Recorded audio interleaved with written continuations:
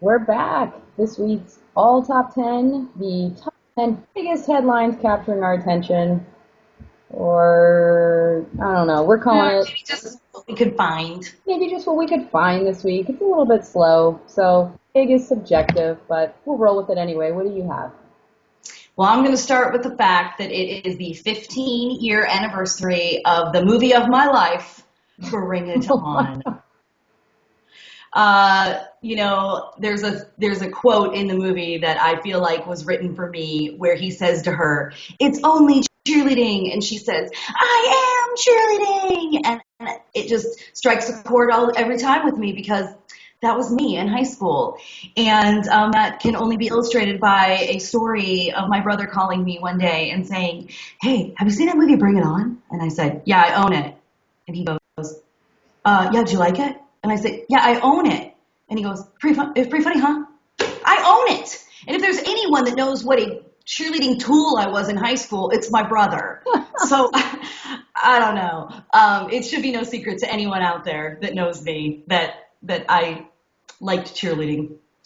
So I'm going to end by saying I'm sexy, I'm cute, I'm popular to boot. You're up.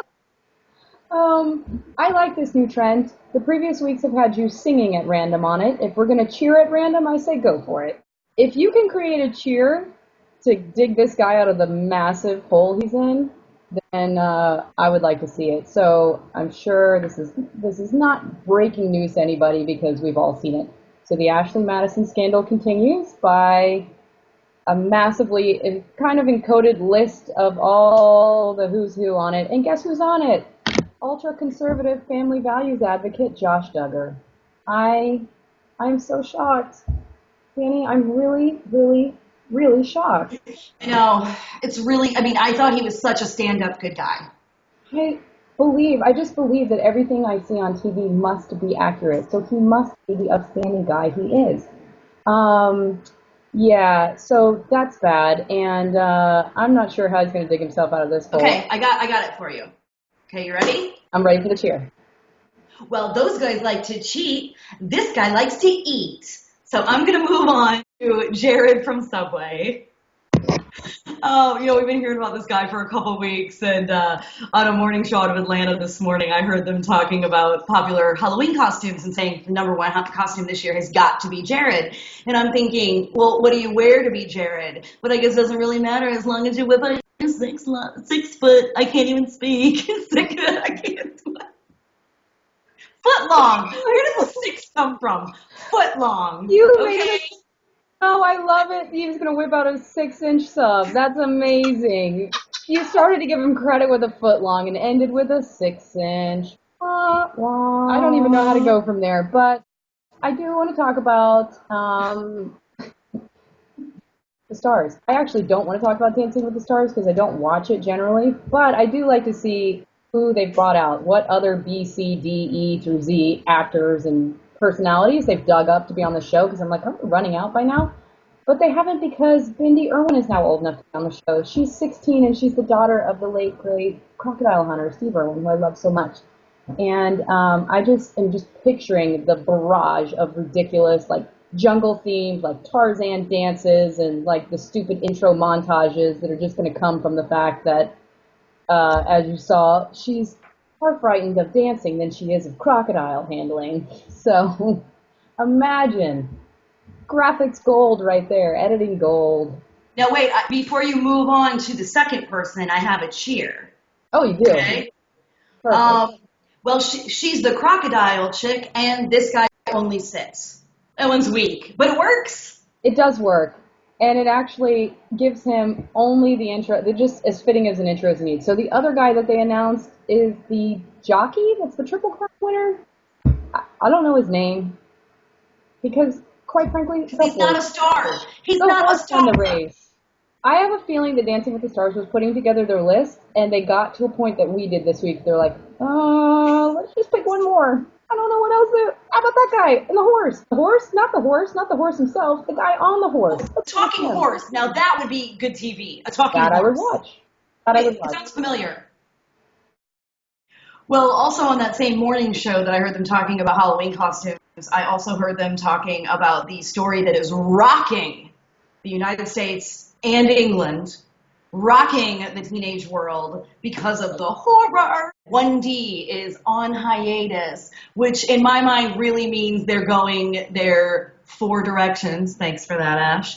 And doing the NSYNC thing. We all know they're not getting back together because Harry Styles is the Justin Timberlake and he's going solo. So, you know what, girls? You'll get over it. We got over NKOTB. We got over BSB. We got over NSYNC. You will survive. Hey, hey. Hey, hey. We always have a little bit of an update from the week of love. And this week, love was good and love was bad. So I'll start with love was, which one? You cue me. Oh, okay. Sadly, Megan Fox and Brian Austin Green are no more. They've actually been together a really long time. I don't think they've been married for as long, but they dated for a very long time, and they've got 2 kids together, and she, I think, was very instrumental in obviously helping raise his other child. They seem to be like a very low-key, like staying away from the Hollywood headlines couple. So, you know, at least we can feel like they broke up on their own terms and not because of some People Magazine, Us Weekly cover story scandal. So, you know, this is becoming a trend for celebrities to, like, sneak off and get married or be in relationships or, like, magically have babies. Like, I can kind of get it when it's a guy having I fathered a kid, but, like, these women sneak off pregnant and have babies. Anyways, the latest this week I saw Joseph Gordon-Levitt got married and had a baby. He's, like, ultra private, but so cool. He's, like, the epitome of hipster, intelligent, like, thinker, actor type. And I don't know, I have a soft spot for him. Maybe it was the 500 Days of Summer. I don't know if you saw Don Juan. He was really good in that, actually.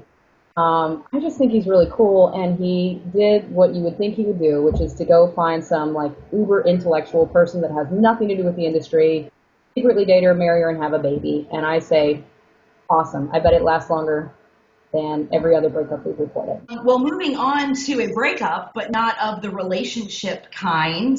It was announced, I think, today that Ali Sweeney, after 8 years, is retiring from Biggest Loser, which I guess means she's retiring completely, right? I mean, she loved Days of Our Lives last year after doing that show since she was about 15. She's 38 now.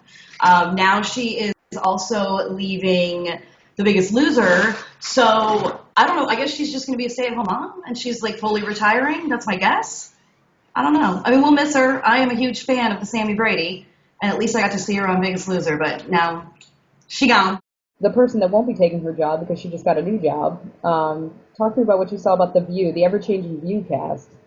Well, they added some, like, ABC correspondent. I don't know who she is. And they announced that they added Joy Behar, which is kind of funny because that's re-adding, right? Yeah. But the one that really gets me, because I am not a fan of The View, and I do not want to watch The View, but they hired Candace Cameron, and you know I love me some Candace Cameron, so now I'm going to have to pay attention. I don't want to.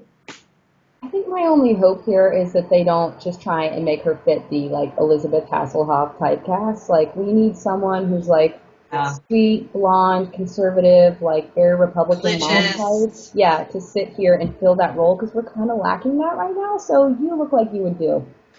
Oh, gosh, can you even imagine her and Raven-Symoné getting into arguments? It's going to be such a nightmare.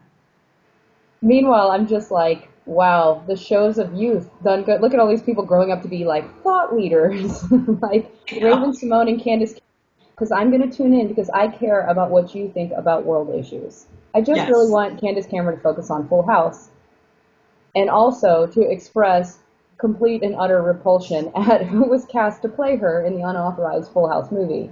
I don't know if y'all saw this. I have good news. If you didn't, we suffered through it for you. We have a blog post about it highlighting all the best things from the unauthorized Full House movie that aired over the weekend. I'm sure they'll air it plenty more times. I don't know. It took a lot. It took a lot to get through it. If you guys sat through Saved by the Bell and thought that was bad, that was like gold compared to this shit. Yeah. It's like... That's all I can say. Waterboarding. I mean, I was just trying to, like, pins in my eyeballs or Full House movie, but I watched the whole thing so that you don't have to. And the girl that played, we both did, the girl that played Candace Cameron was just a smack in the face to poor Candace Cameron. and everything else. I think the one that nailed it for me was, as you so aptly put it, the girl who played Kimmy Gibbler. Seemed like she was kind of spot on, but it's because she was kind of in the background, kind of vanilla and unattended to, which is basically how she was in the show. So Yep. I guess maybe they did get something right. How rude. And on that note, Cut it out. Quit it.